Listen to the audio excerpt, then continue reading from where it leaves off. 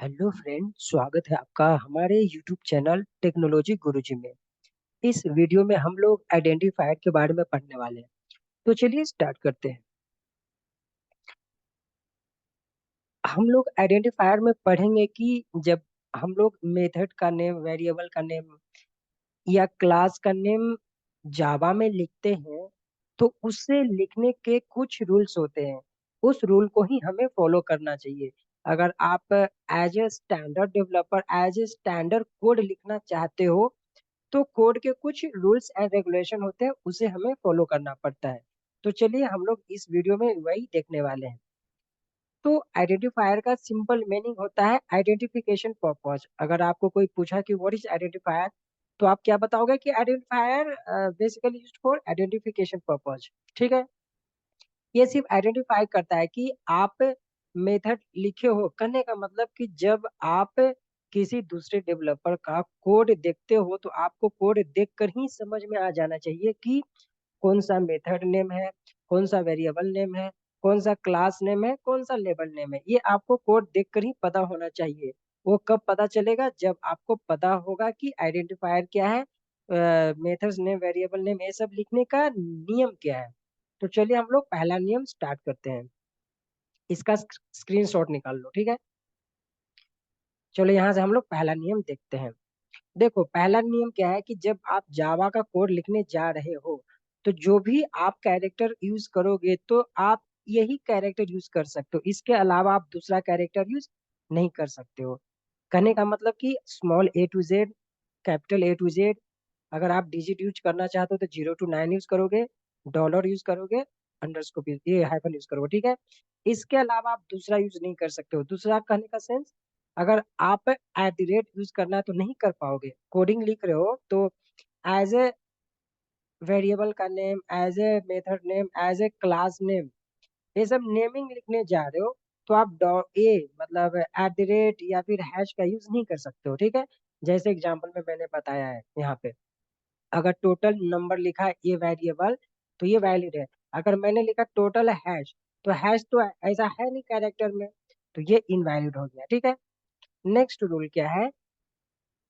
Next rule है कि आप जब भी डिजिट यूज करने जा रहे हो मेथड का नेम लिखने में या वेरिएबल का नेम लिखने में या क्लास का नेम लिखने में, तो फर्स्ट कैरेक्टर डिजिट नहीं होना चाहिए। आपका डिजिट बीच में या फिर लास्ट में हो रहेगा चलेगा, लेकिन फर्स्ट कैरेक्टर डिजिट से आपको स्टार्ट नहीं करना है, ठीक है। जैसे मान के चलो एग्जांपल में मैं एक वेरिएबल लेना चाहता हूँ। उस वेरिएबल का नाम मैंने लिखा टोटल 1 2 3। ये वैलिड है क्योंकि 1 2 3 जो डिजिट है ये फर्स्ट में नहीं है, लास्ट में है। तो आप लास्ट में और बीच में यूज कर सकते हो, फर्स्ट में यूज नहीं कर सकते हो। जैसे सेकंड वाला ये इनवैलिड हो गया क्योंकि डिजिट आपका फर्स्ट में है, ठीक है। थर्ड रूल क्या है कि आप जब भी वेरिएबल का नेम लिखने जा रहे हो आप ऐसा वेरिएबल का नेम लिख सकते हो, चलेगा, लेकिन this is not a good way, ठीक है।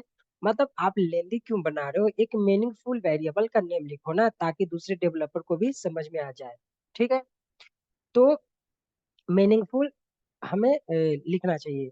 फोर्थ रूल में क्या है कि जब भी आप वेरिएबल का नेम लिखने जा रहे हो या फिर क्लास का नेम लिखने जा रहे हो या फिर अब मेथड का नेम लिखने जा रहे हो या इंटरफेस का नेम लिखने जा रहे हो तो आपको रिजर्व वर्ड यूज नहीं करना है, ठीक है। अब आप बताओगे कि सर ये रिजर्व वर्ड क्या होता है, मुझे तो पता नहीं। डोंट वरी, मैं बताऊंगा नीचे कि रिजर्व वर्ड क्या होता है, ठीक है। चलो इसे मैं रिजर्व वर्ड ही बता देता हूँ। अभी आप ध्यान रखो कि रिजर्व वर्ड आपको यूज नहीं करना है, ठीक है।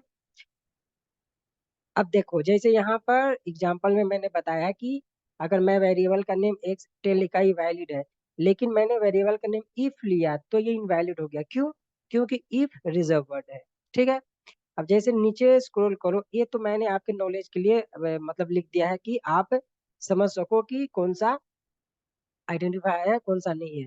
ऊपर का जितने भी मैंने बताया उसके अकॉर्डिंग ये आंसर आप मुझे बताना, ठीक है। मतलब आपके लिए है, ऊपर अभी तक जो भी बताया उसके अकॉर्डिंग ये मतलब क्वेश्चन है, ठीक है।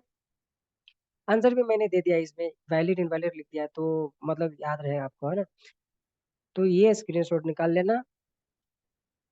अब देखो, मैं आपको बता रहा था कि रिजर्व वर्ड क्या होता है, ठीक है। देखो, रिजर्व वर्ड का सिंपल मीनिंग होता है कि वो ऐसा वर्ड जिसका एक मीनिंग निकल के आना चाहिए, ठीक है।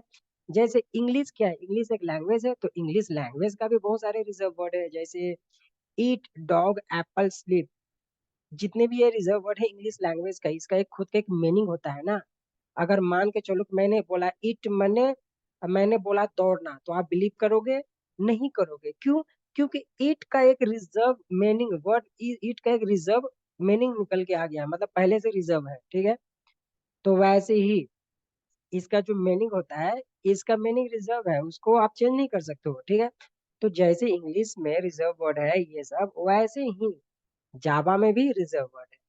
तो सिंपल, जावा में टोटल 53 रिजर्व वर्ड है, जिसमें से यहाँ पर ध्यान देना, जावा के रिजर्व वर्ड को दो पार्ट में डिवाइड किया गया है। पहला है कीवर्ड, जिसको बोलते हैं पहला कीवर्ड है, और दूसरा क्या है, रिजर्व लिटरल। मतलब रिजर्व वर्ड को दो पार्ट में डिवाइड किया गया है, पहला कीवर्ड, दूसरा रिजर्व लिटरल, ठीक है। तो यहाँ पर देखो, कीवर्ड में क्या होता है कि टोटल 50 कीवर्ड है जावा में, जिसमें से आपका ये सब पार्ट है, ये आपका कीवर्ड है। तो आपको देख के समझ में आ जाना चाहिए, कुछ ही याद करना, जब आप जावा पूरा पढ़ोगे तो आपको समझ में आ जाएगा कि कौन कौन से कीवर्ड है, कौन कौन से इफ एल्स है, रट्टा मारने की जरूरत नहीं होता, क्योंकि हम लोग लाइफ में मतलब कोडिंग जब करते हो तो एनी टाइम यूज करते रहते हैं, तो अपने को समझ में आ जाता है, मतलब याद करने की जरूरत नहीं पड़ता है रट्टा मारने की। तो अभी आपको ये सब ध्यान देना है, ये सब कीवर्ड है, ये सब आपको एज ए आइडेंटिफायर यूज नहीं करना है, ठीक है, क्योंकि ये सब रिजर्व वर्ड में आता है। वैसे ही रिजर्व लिटरल है, जिसमें से 3 रिजर्व लिटर है और 48 कीवर्ड है ना। देखो यहाँ पर मैंने लिख दिया है 48 कीवर्ड है, और यहाँ पर 3 रिजर्व लिटरल है, जिसमें से ट्रू, फॉल्स और नल, ये क्या है, रिजर्व लिटरल है, ठीक है। अब वैसे ही कुछ रूल्स है जो जावा का क्लास अगर आपको लिखना है या फिर इंटरफेस लिखना है तो कैसे लिखेंगे, ध्यान देना। क्लास और इंटरफेस के लिए, दोनों के लिए सेम रूल होता है। क्या रूल होता है कि जब भी आप नेम लिखने जा रहे हो क्लास का या फिर इंटरफेस का, तो फर्स्ट कैरेक्टर आपका अपर केस में होना चाहिए, ठीक है। अगर एक से ज्यादा वर्ड यूज करने जा रहे हो तो दूसरे वर्ड का भी फर्स्ट कैरेक्टर अपर केस में होना चाहिए। कहने का सेंस एग्जाम्पल से समझ में आएगा। देखो, एक ही वर्ड है इसमें, तो फर्स्ट कैरेक्टर अपर केस में है, वैलिड है। अब इसमें क्या लिया मैंने, दो वर्ड लिया, तो फर्स्ट वर्ड का फर्स्ट कैरेक्टर अपर केस में, सेकंड वर्ड का फर्स्ट कैरेक्टर अपर केस में, ठीक है। मतलब कि जितने भी वर्ड यूज करोगे तो फर्स्ट कैरेक्टर आपका अपर केस में ही होना चाहिए। ये था क्लास का नेम और इंटरफेस का नेम लिखने का तरीका। वैसे ही देखो, अगर आप वेरिएबल या मेथड का नेम लिखने जा रहे हो तो ध्यान देना, वेरिएबल और मेथड के नेमिंग कन्वेंशन में क्या होता है कि फर्स्ट कैरेक्टर आपका स्मॉल होता है, मतलब लोअर केस होता है। अगर एक से ज्यादा वर्ड यूज करने जा रहे हो तो दूसरे वर्ड का फर्स्ट कैरेक्टर अपर केस में होगा, ठीक है। इसमें क्या मैंने बोला, वेरिएबल मेथड में कि एक वर्ड आपने लिखा तो फर्स्ट कैरेक्टर हमेशा, जितने भी वर्ड लिखो, लेकिन फर्स्ट कैरेक्टर आपका लोअर केस में रहेगा। और एक से ज्यादा अगर आप वर्ड लिख रहे हो तो दूसरे वर्ड का फर्स्ट कैरेक्टर अपर केस में होगा, सही है। एग्जाम्पल से आपको समझ में आएगा, जैसे देखो, मैंने एक ही वर्ड लिखा, an first character lower case में, फर्स्ट कैरेक्टर लोअर केस में, सैलरी का भी फर्स्ट कैरेक्टर लोअर केस में।